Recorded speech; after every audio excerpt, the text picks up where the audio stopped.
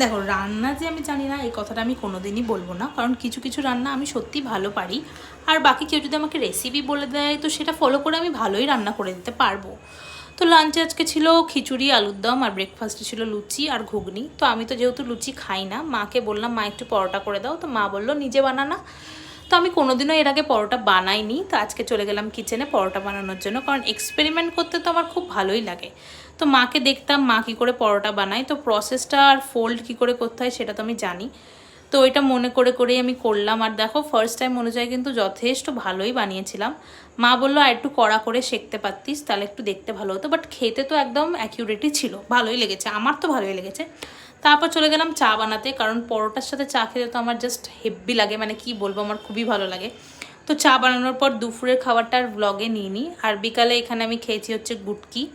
তো গুটকি খেয়ে রাতেরবেলা আমি বেরিয়েছিলাম, আর বাইরে গিয়ে আজকে সেরকম কিছু করিনি বলে আর কিছু ব্লগেও নিইনি। তো বাড়িতে এসে ভাবলাম তোমাদের সাথে আমি আমার নাইট টাইম স্কিন কেয়ার রুটিনটা শেয়ার করি। তো এখানে আমি ফেস ওয়াশ ইউজ করছি, আহাগ্লো ফেস ওয়াশ।